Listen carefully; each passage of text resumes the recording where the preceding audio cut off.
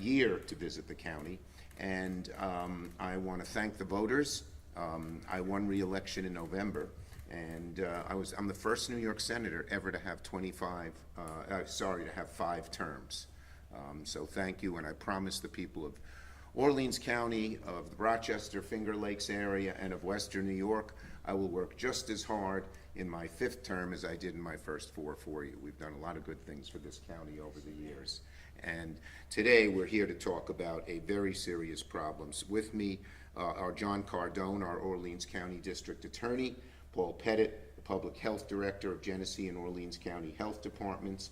Not speaking, but also here is John Bennett. He's the CEO of the Genesee-Orleans County Council on Alcoholism and Substance Abuse. And what are we here to talk about? I've got to put my paper down somewhere with all these microphones. We're here to talk about one of the biggest problems we face in this area, running from in Western New York, in the Rochester, Finger Lakes area, and that is the scourge of fentanyl. Fentanyl is a deadly poison. It is 50 to 100 times more deadly than heroin. And it has caused devastation from one end of this country to the other.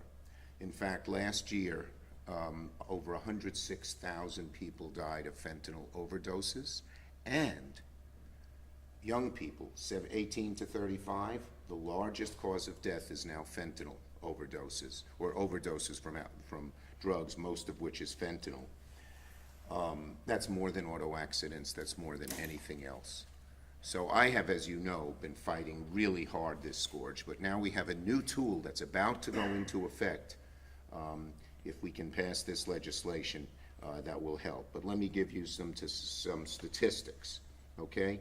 Orleans County we're here in Orleans County, it has seen the devastation fentanyl can have.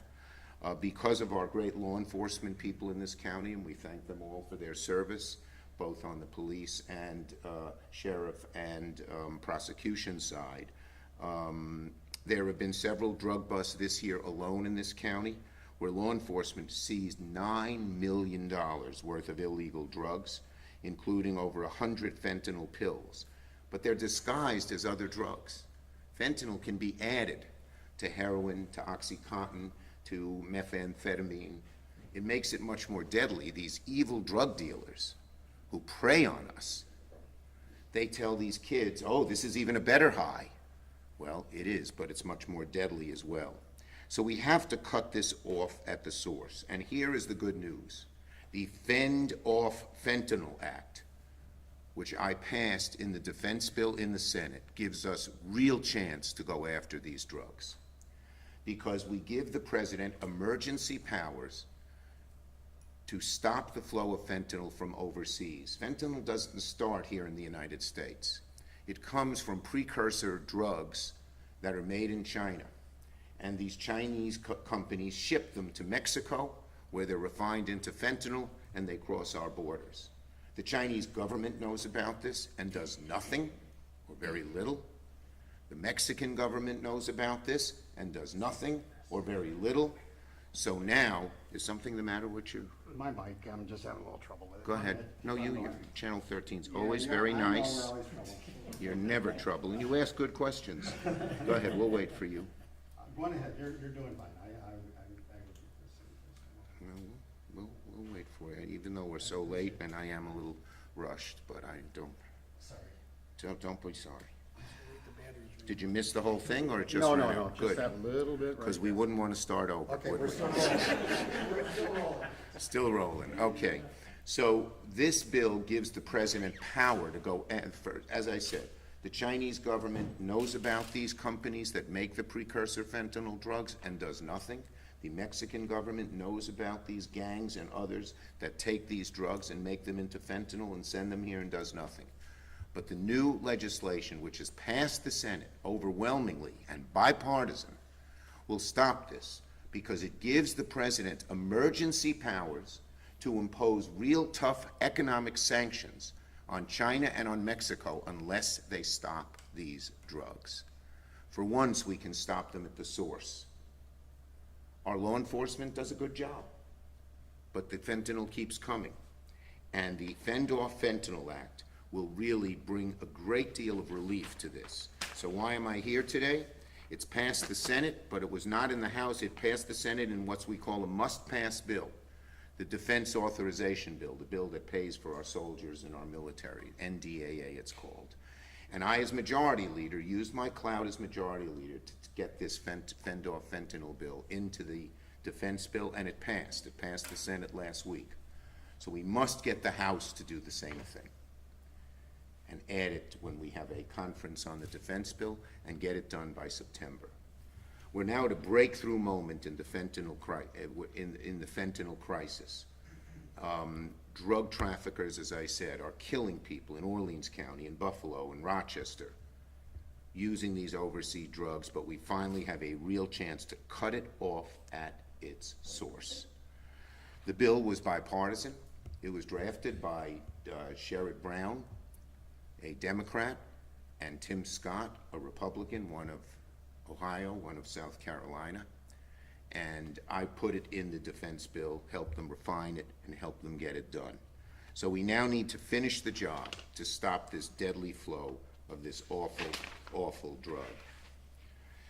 If the House heeds our call, we can fight deadly fentanyl with something tougher, the declaration of a national emergency which allows the President to impose sanctions on China, on Mexico, and any other countries that are doing this and sending this fentanyl to us.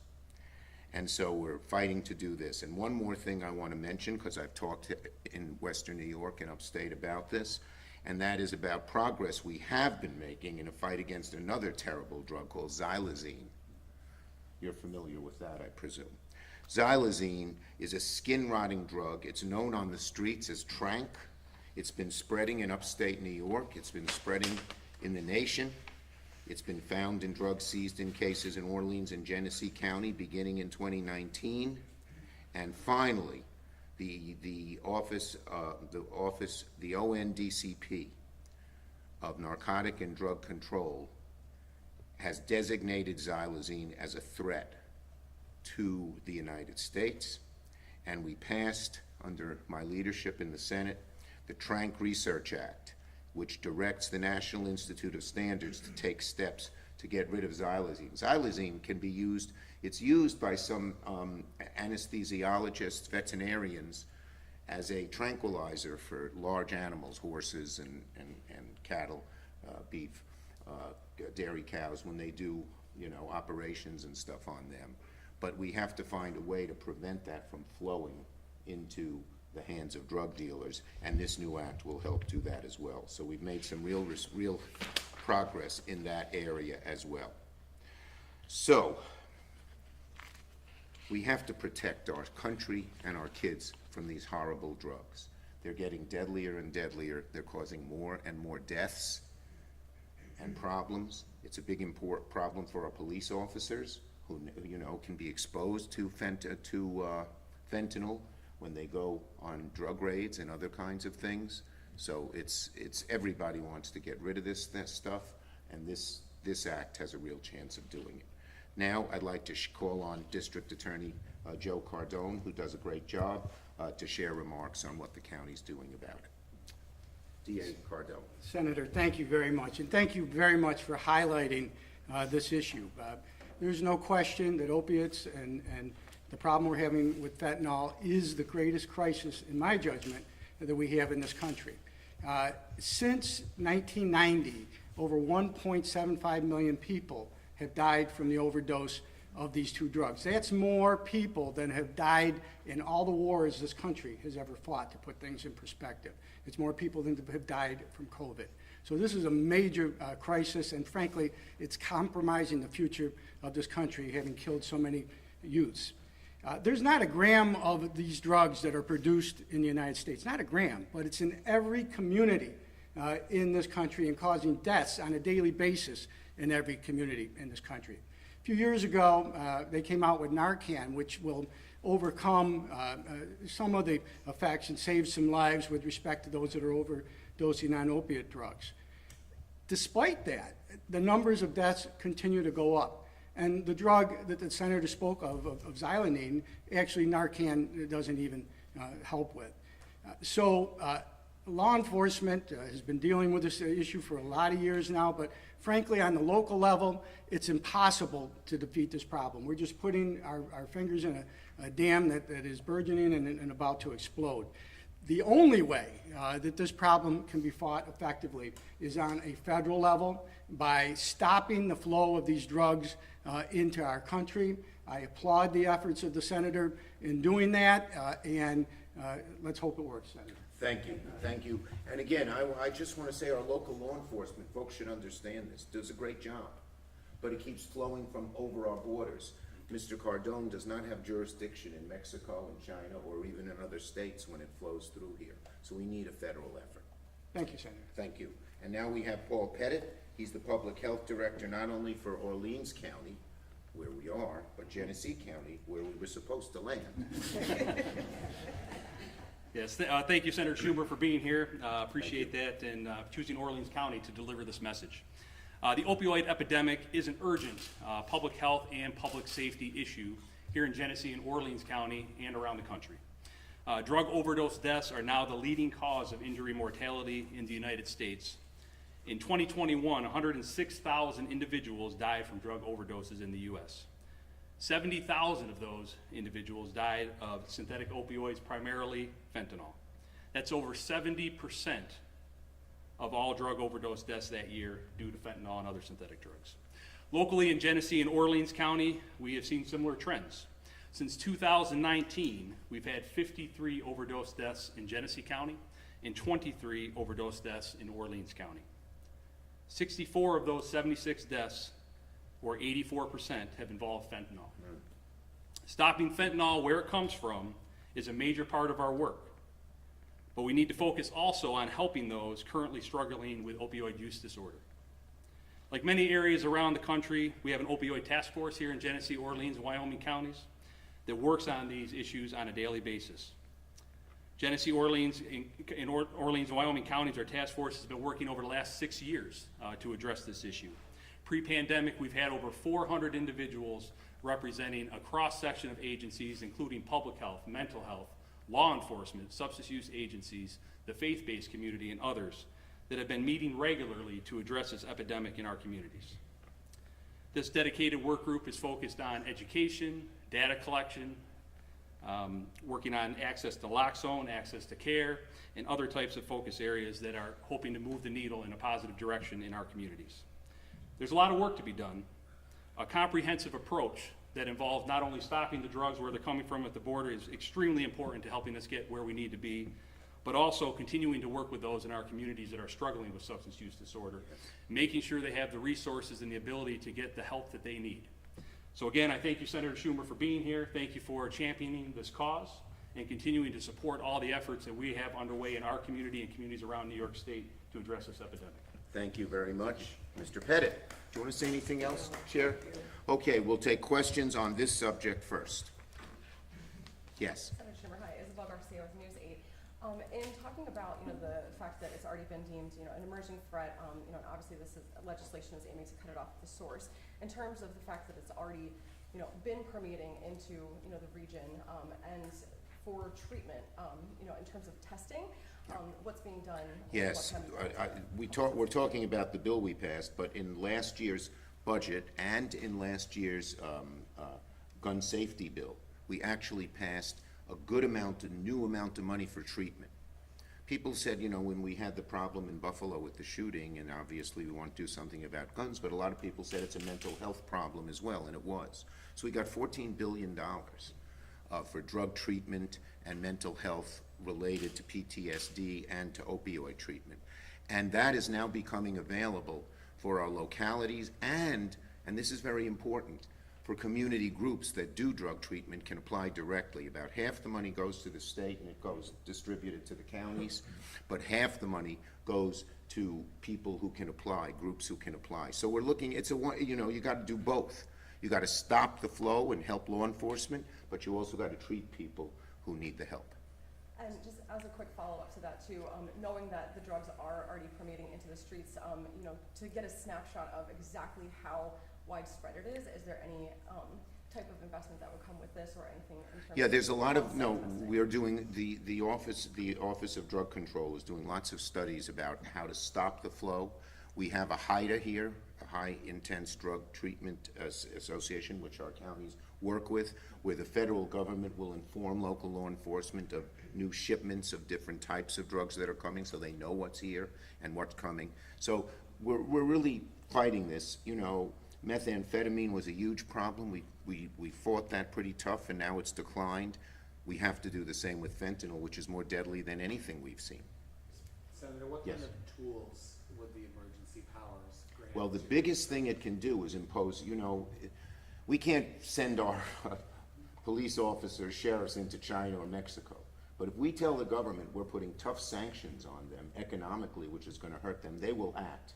This has proven to work in the past. So the best tool is that, but there are other tools that are in this bill as well. Can you give an example of when it's proven to work in the past? I think this is similar to what you did with steel, for instance. Yeah, exactly.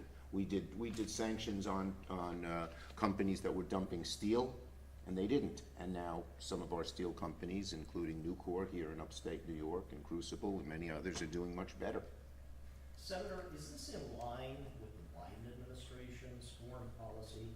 Because we hear comments from Secretary of State Blinken, quote, agreed to explore a joint effort to stem the spread of chemicals used to make fentanyl in discussions with China. And then Alejandro Mayorkas, the Homeland Yes. Security Secretary, he says, we'll be discussing with them hopefully some space to address with our Chinese counterparts the scourge of fentanyl. So it sounds like you want a harder line with Yes. sanctions. I do. But the Biden administration is still negotiating. Okay, look, talking to the Chinese, talking to the Mexican government can't hurt, but it's not enough. We have to be much tougher, and we've talked to them for too long. I will say this, we put this legislation together in the Senate, but the Biden administration is supporting it. And I will do everything I can once it becomes law to make sure they use these sanctions, not just talk. It's a good question. You feel the House would not agree to vote? I don't, look, if, you never know who trades off what for what, but I want to make sure, this is so important, I want to make sure it was bipartisan. This is, thank God, not an issue, you know, where the partisan divisions are there, but I want to make sure it happens, and the best way to do that is spread the word. And our upstate New York delegation can be very helpful in that regard. They're bipartisan as well. Can we hear more about the recent drug busts in Orleans County specifically? Sure. Mr. Cardone. So we had a two-year investigation that initiated in Orleans County. It spread in to other counties. It involved not only Orleans County, but other law enforcement agencies, including the DEA and also the New York State Attorney General's office. It resulted in numerous arrests in Western New York, and you heard the results. We recently had one of our defendants was sentenced to 10 years in federal prison as a result of it. So it was a far-reaching investigation, and we got a number of drugs off the street, including drugs like the senator referred to, that actually they're stamped as a different type of drug, but were fentanyl and extremely lethal. So it was very successful. And the cooperation between the federal government and the sheriffs and the county and the state and the local governments is very important and has improved things a lot, as I'm sure our DA could tell you. They didn't used to have that cooperation. The feds would do its thing, the states would do their thing, locales. It's much better to coordinate it all. Senator, what about Mexico too? Because I seem to recall a quote from a Mexican president, you want fentanyl. Yeah. It's not our problem. Mexico, the Mexican president has been uncooperative at this, and I think even the Biden administration would agree with that. That's why these sanctions are going to be needed. Would they apply? Yes, it applies to Mexico and to China, and any other country too, but it's aimed at two countries. China, which makes the precursor drugs, and then Mexico, which allows them to be, does nothing. The government's not doing it itself, but they do nothing to stop these gangs and others from sending it in here. Have you been able to figure what types of sanctions work better than others? Yeah, you go for the economic people know this. There are areas where sanctions really hurt these countries because they depend on, workers in their countries making this stuff and exporting other things to I'm not talking drugs, so let me say that again. I got a little unclear. There are lots of products that these countries make that are legitimate, that their economies and their workers depend on. You put sanctions in and say they can't send them here, or there's a huge high tariff if they do send them in here, and it sends a real message. It's worked in the past on steel, on aluminum, on other things when they were dumping things. Okay? Any others on this subject? Yeah, off topic. We'll go to off topic in a minute. Okay, off topic, red shirt. That was a minute. Last couple of years, I'm trying to get to, you've been a really big supporter of the stamp park down the road in Yes, Genesee County. yes. For years, as a way of kind of really boosting that regional economy. There's some concern from some folks here in Orleans County that the infrastructure that stamp needs would actually harm the economy Pipeline. here, Yeah. including into Lake Ontario and the tourism economy. I'm wondering couple of things. One, have you been made aware of this? And two, how do you think this should be? I was just made aware of it. I hear there's a dispute between Genesee County and Orleans County, so maybe Mr. Pettit, no, since he represents both, I don't mean to put you on the spot. But it's a problem that I think the two counties have to get together and work out among themselves. Look, the stamp plant, let's face that, which is, you know, we just got Edwards, one of the leading packaging of chips to go there. It's an English company. It's a leading company in the world. They're going to employ over 600 people at Stamp.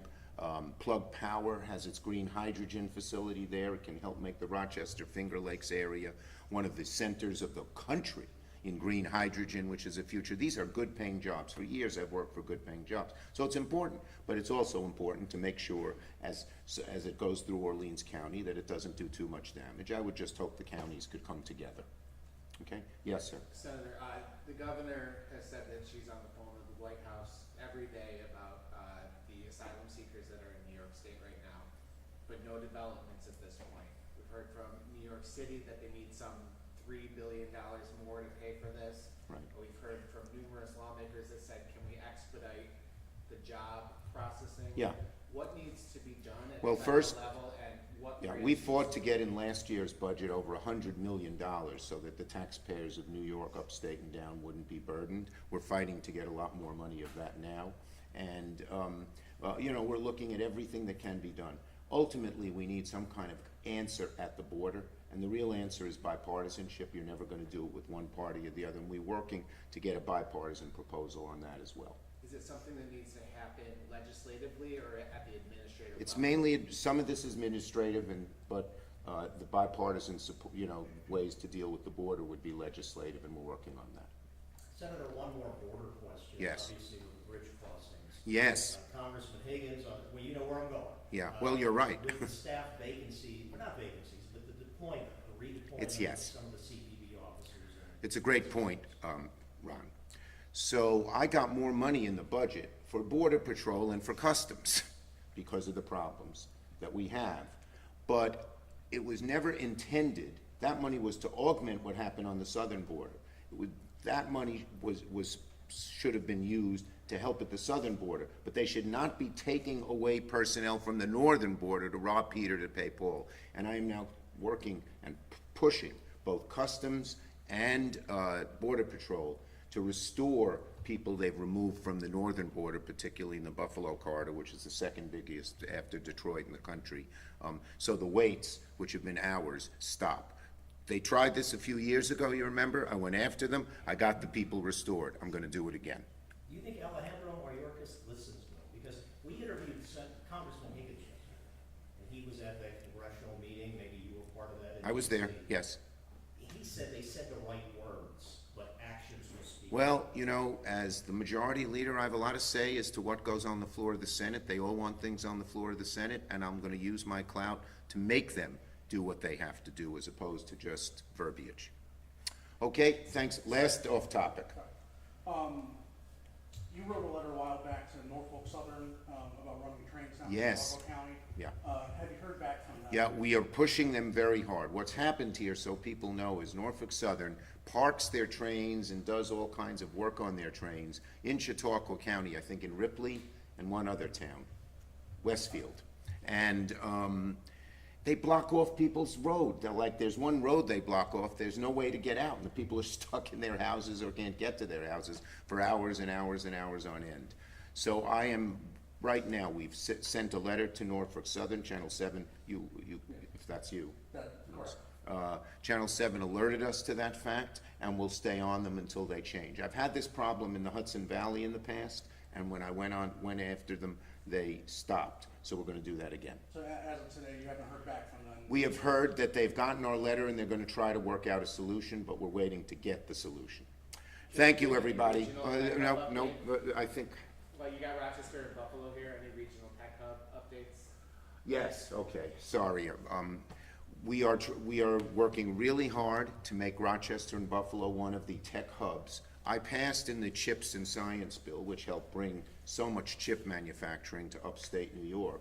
But we passed that there should be tech hubs in areas that hadn't specialized in tech, not New York City, San Francisco, Boston. And Rochester and Buffalo are getting together and putting in a combined application. There will be 5 or 6 tech hubs granted in the country. I'm working really hard, and I'm very hopeful that Rochester, Buffalo will be one of them. Okay? Thank you. Thank you. Thank you as always. Great.